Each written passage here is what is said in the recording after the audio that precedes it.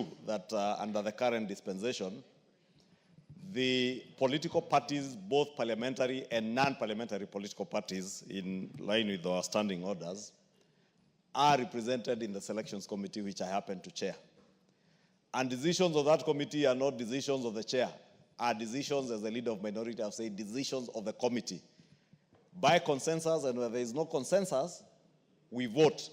And it's also true, Honorable Speaker, in line with our own standing orders, the independents in the House, and I don't want to question the independents myself, but the independents in the House are accorded an opportunity to sit in that selections committee.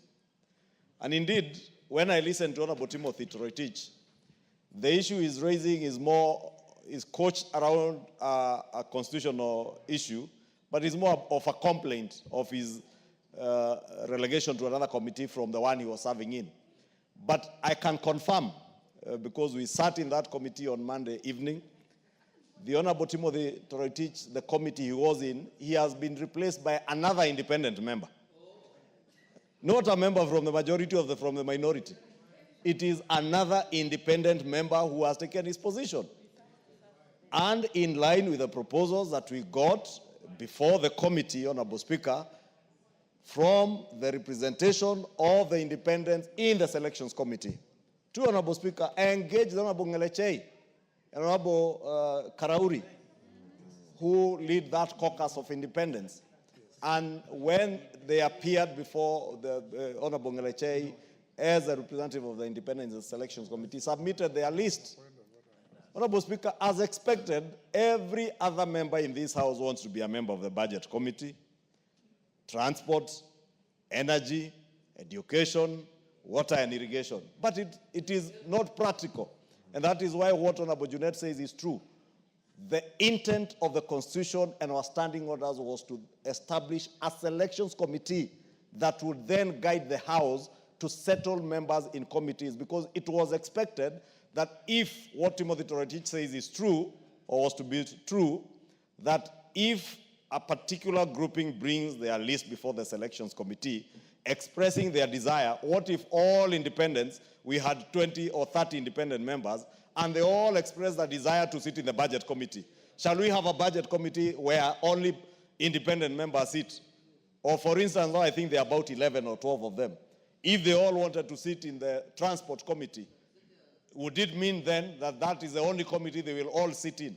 That was the import of our Constitution and our standing orders, that there will be established a selections committee that, like all other business of the House, the committee will guide in terms of settling and agreeing through consensus, and where there's no consensus, by a vote, which member sits in which committee, Honorable Speaker. And therefore, I think, by and large, when I listen to the Honorable Toroitich, I have heard his disgruntlement and a complaint on the committee that he has been settled on by the selections committee.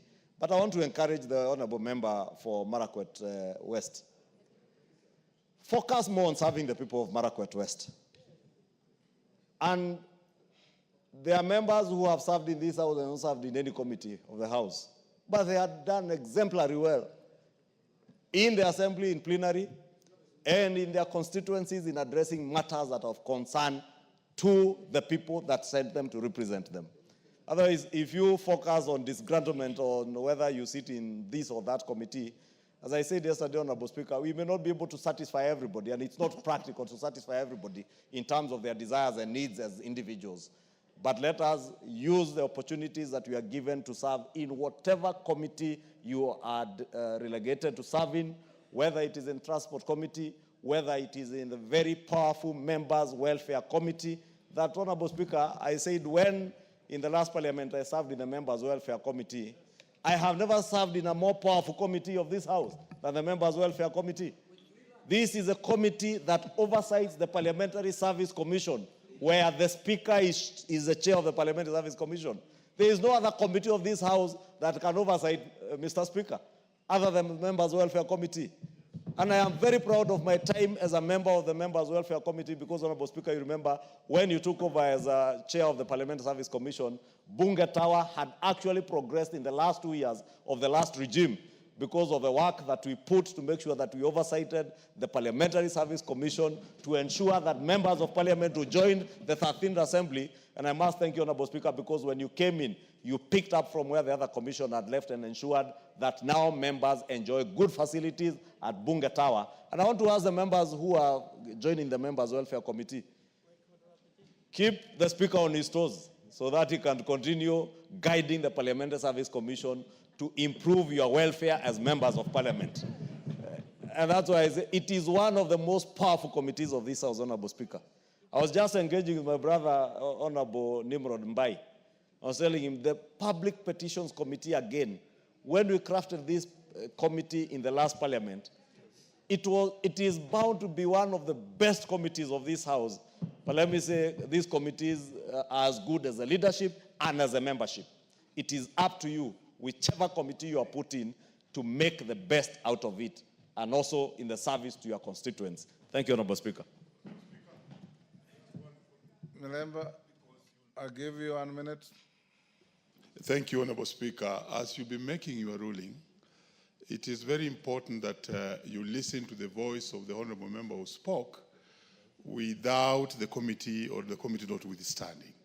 Because in the original, an analogy was very clear that the independent members need to be protected. Though in the end, as I listened to him, he failed to explain whether the representative of the independent members were in the selection committee that did the work. Somewhat, that's what he did not pronounce himself on. So that's an important place you'll have to check, so that as we protect their section, indeed, notwithstanding the committee that he has been given, it's important that continuously their place is protected. Thank you, Honourable Speaker. Thank you, Honourable Members. Honourable Timothy, I don't need to go and think deeply on this. It's a very straightforward matter.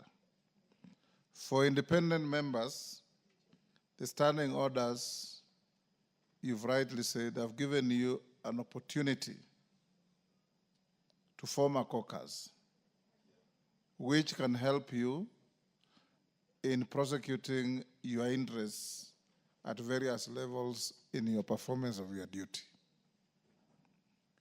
Number two, the Speaker ensured, by advising the majority-minority leaders, that you are represented as independents from your caucus on the selections committee, which you are by none other than the distinguished lady from your own county, your county representative, Honorable Caroline Gelechei. So you are not unrepresented. Number three, the standing orders are very clear, 174, that no member, and I repeat, no member, each member of this House must serve in one committee. From the reconstitution of committees that was brought to the House Business Committee chaired by the Speaker, and sitting members from both sides of the House, I was satisfied that there is not a single member of this House who has, each member out of all of you has a committee, at least one. As to quality of committees, that is not for the Speaker. I don't even know what quality in a committee means. What I know is that we have committees of the House. In the standing orders that I participated with Julius Sunguli, the late Godana, former member from Nakuru called Bishop Kimani, the late Henry Obocha, we wrote these standing orders. Before then, this House had only 4 committees: public accounts, public investments, House business, and powers and privileges. There were no other committees. We created committees to make the House work better.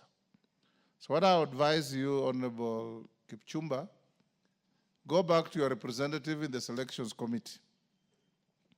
You heard Honorable Junaid say this is a moving target. Committees are dynamic in membership. You are there today, tomorrow you are moved to some other committee, subject, of course, to procedural issues being adhered to. So I don't see any issue for me to retreat and bring a ruling. It's as straightforward as that. Number 3, I want also to advise you as a young member. Your prowess in your representation, debate, and legislation is not hinged on which committee you sit in. It has many variables. For over 30 years, I have been in Parliament. There is not a single parliamentary session that I served in more than one committee, by choice.